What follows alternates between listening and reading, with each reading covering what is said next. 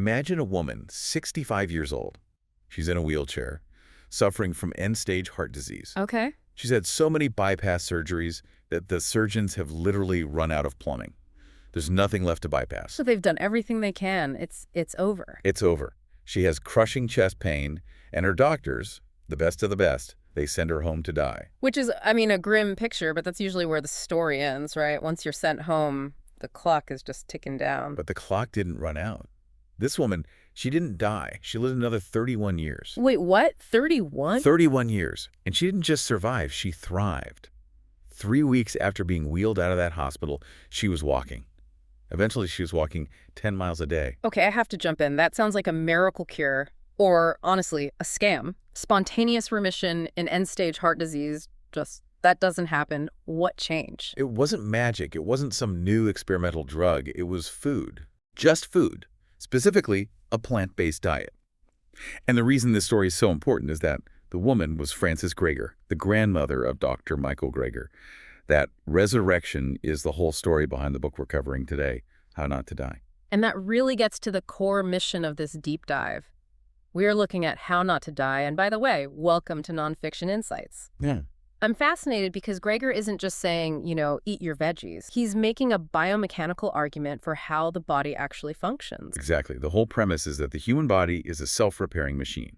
It wants to be healthy. But the standard American diet, or fittingly, the SAD diet, is constantly injuring it. Right. So today, we're going to learn how to biohack that system, how to stop the injury and even reverse the disease using what Greger calls the Daily Dozen protocol. I like that biohacking angle. It kind of takes the morality out of it and makes it about engineering, but we have to address the elephant in the room. I know exactly what you're going to ask. If this story is true, if heart disease, the #1 killer on the planet, is reversible, why did my doctor tell me this?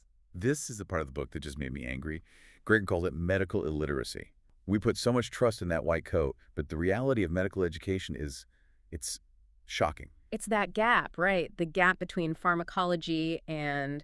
Well, nutrition. It's worse than a gap. Here's a statistic from the book that's terrifying. Most medical schools in the U.S. offer less than 20 hours of nutrition training. 20 hours. Over 4 years. Total. That's Wait. less than a single week of classes. And Okay. some offer 0. Greger even tells a story about his interview at Cornell Medical School. He brings up nutrition. And the interviewer, a pediatrician, literally told him, quote, "Nutrition is superfluous to human health." That is staggering. Yeah. But it explains the disconnect. I mean, if your training is all about drugs and surgery mopping up the mess, then of course you're not prescribing broccoli. It's not in the toolkit. Right. And Greger uses this incredible analogy. He calls it the tobacco analogy. Think back to the 1950s, when everyone smoked. Even the doctors. Exactly. You'd see those ads in magazines, more doctors smoke Camels than any other cigarette. It seems insane now. But at the time, the American Medical Association actually refused to endorse the Surgeon General's report. Greger's argument is that we're in the 1950s of nutrition right now. The science is there, just like it was for lung cancer for decades, but the establishment is lagging. It took 7,000 studies before the Surgeon General finally said, okay, yes, smoking kills you. We're just waiting for that moment with food. And there's also the profit motive, or lack of one. Well, yeah. No one profits from broccoli. It's his big line. Big Pharma can fly doctors to conferences to teach them about the latest drugs. But who's flying them anywhere to learn about sweet potatoes? Nobody. Which brings up this concept from the book, The Tomato Effect. Right. It's when a really effective therapy is just rejected because it goes against conventional wisdom, like how people in North America used to think tomatoes were poisonous, even though the evidence was right there. So we've got a knowledge gap and a profit gap. But let's get into the mechanics.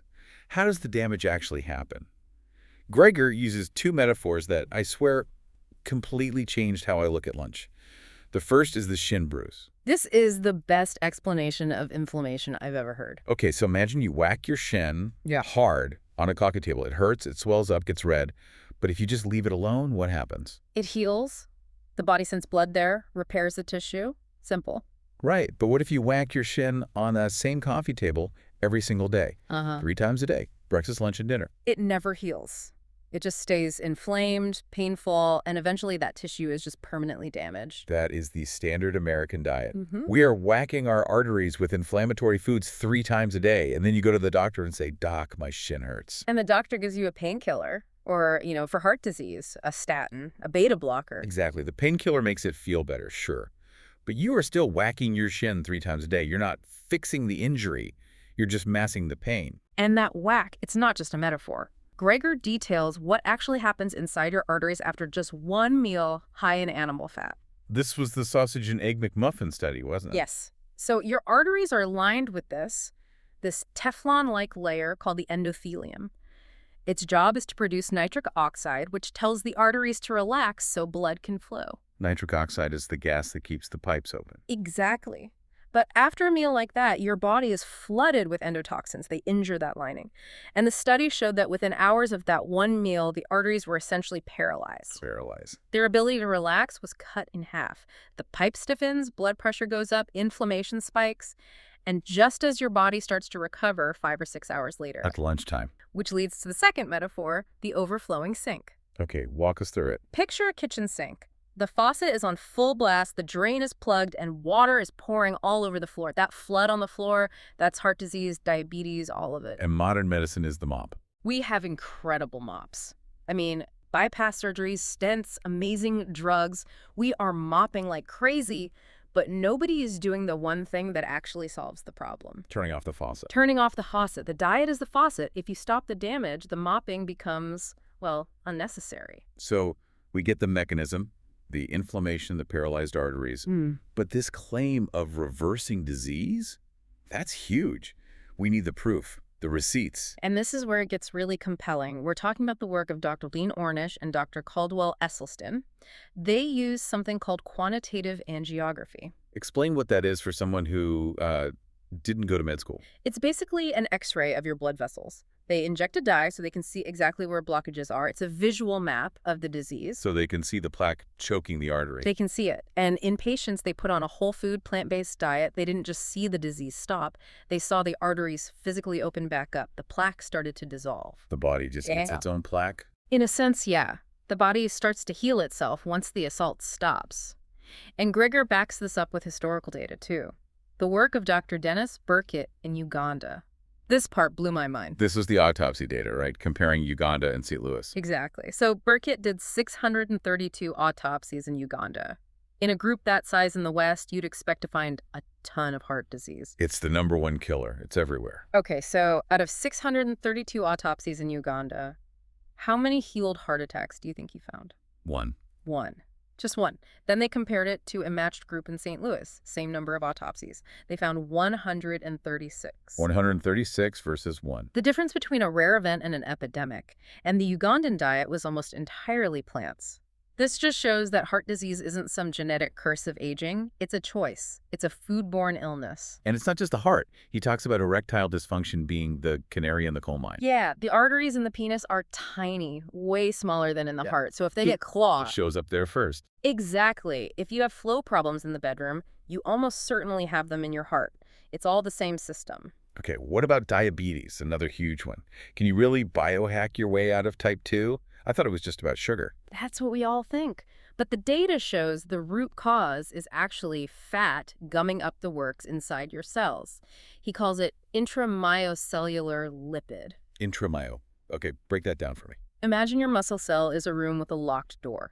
Insulin is the key. The key turns the lock, the door opens, and sugar from your blood gets in to be used for energy. Okay, simple enough. But in type 2 diabetes, the lock is gummed up with tiny particles of fat. So the key insulin can't turn it. The sugar can't get in, so it builds up in your blood. So the sugar is the symptom, but the fat is the cause. Precisely. And when you switch to a plant-based diet, you stop flooding the system with that fat. The locks get cleaned out. Gregor cites studies showing reversal of type 2 diabetes in as little as 13 to 16 days. 2 weeks to get off insulin. In many cases, yes. And this is the crazy part.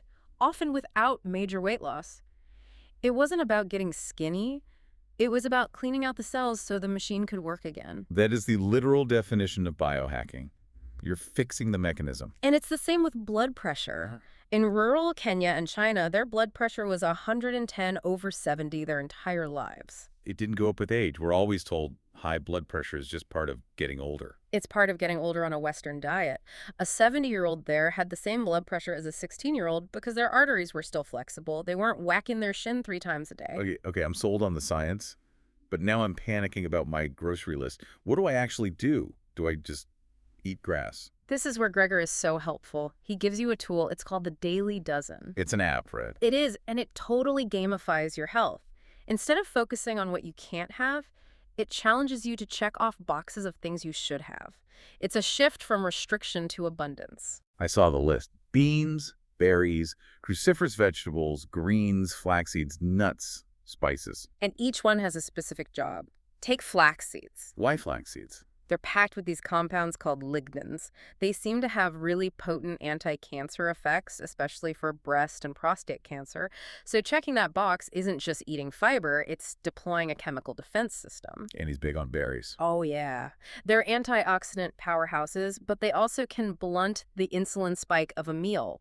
If you eat berries with your oatmeal, your blood sugar rise is actually lower than with oatmeal alone. That is a literal biohack. It is. But my absolute favorite, the king of all biohacks in the book, is the broccoli trick. Oh, this is pure kitchen chemistry. I love this. So broccoli has this cancer-fighting compound, sulforaphane. Yes, sulforaphane. It's incredibly potent. But here's the catch. Sulforaphane doesn't actually exist in a head of broccoli. Wait, what? It's not in there. Not yet. The broccoli has 2 separate ingredients, like in a glow stick, an enzyme and a precursor. And you have to crack it to mix them. Exactly. When you chop or chew, you break the cell walls, the 2 mix, and bam, you create sulforaphane. But the enzyme is heat sensitive. If you chop broccoli and immediately throw it in boiling water, You kill the enzyme. you kill the enzyme. No reaction, no sulforaphane. So the hack is whack and wait. Or hack and hold, yeah. You chop the broccoli, then just wait 40 minutes before you cook it. And in that 40 minutes, the magic happens. The sulforaphane gets created, and it is heat stable. So you can cook it after that. Exactly. You get all the benefits. But what if I forget? Or I'm using frozen broccoli where the enzyme is already dead. Ah, the cheat code. Mustard powder. Explain. Mustard is a cruciferous vegetable too. The powder is full of that raw enzyme, so you sprinkle a little bit on your cooked dead broccoli. And you're adding the enzyme back in. You jumpstart the reaction on your plate? It is literally kitchen chemistry. You're synthesizing medicine in your frying pan. That's amazing. And he uses a traffic light system to make it all simple day to day. Right. Green light foods are unprocessed plants. Go crazy. Yellow light is processed plants or some animal products. Caution. Red light is the ultra-processed stuff. Stop. And the goal isn't perfection, just to maximize the green. Exactly. If you hit your daily dozen, you're so full of good stuff, you naturally crowd out the bad. But here's the pushback. I can hear people thinking, okay, this is extreme. Can I just cut back a little, moderation? The moderation myth. He goes right back to the shin bruise. If you hit your shin with a smaller hammer, does it heal? I mean, it hurts less, I guess. The damage might happen slower, sure. But if you want to reverse the damage, if you want the shin to heal, you have to stop hitting it completely. So moderate changes lead to moderate disease progression. Exactly. It still gets worse, just slower. Only the people who made the drastic changes saw the disease stop and actually reverse. That is a tough pill to swallow for people who, love cheese. It feels like such a sacrifice. It feels like one now. But this is the hopeful part. He talks about neuroadaptation, the taste bud reset. Right. Your taste buds regenerate. They turn over every few weeks. If you're on the standard American diet, your palate is just numb from all the salt, sugar, and fat. A strawberry tastes bland next to a Skittle. It's sensory overload. But if you stop that onslaught for a few weeks, your palate resets. You start tasting actual food. A ripe strawberry starts to taste like candy. I've actually felt that. After eating clean for a while, a can of soda tastes chemically. It's almost painful. That's the Matrix moment. Yeah. You realize you're not giving up good food. You're escaping an addiction that was hiding real flavor from you. Escaping the matrix. I like that framing. It's not deprivation, it's liberation. Liberation from a system that profits from you being sick. So where does this leave everyone? We have the science, the metaphors, the app. It leaves us with a decision. Right. The leading causes of death are not inevitable. They are, for the most part, foodborne illnesses. That's a heavy phrase, foodborne illnesses. But it's also incredibly empowering, because if the cause is food, the cure is food. You don't have to wait for some new drug. You can just download the Daily Dozen app. It's free. He donates all the proceeds. There's no upsell. Right. Just try it. Try to hit those check boxes for a couple of weeks. See what happens. The power to save your own life. To reverse the irreversible is literally sitting there on your fork. And it's not about living to be 150. It's about how you live right now. Do you want to live in a body that's constantly fighting inflammation or one that's thriving? That's the question. Thanks for joining us on this deep dive into how not to die. It has been an eye-opener. Absolutely. If you enjoyed this, make sure to subscribe to Nonfiction Insights. We'll be back with another deep dive soon. Until then, turn off the faucet. And eat your broccoli. See you next time.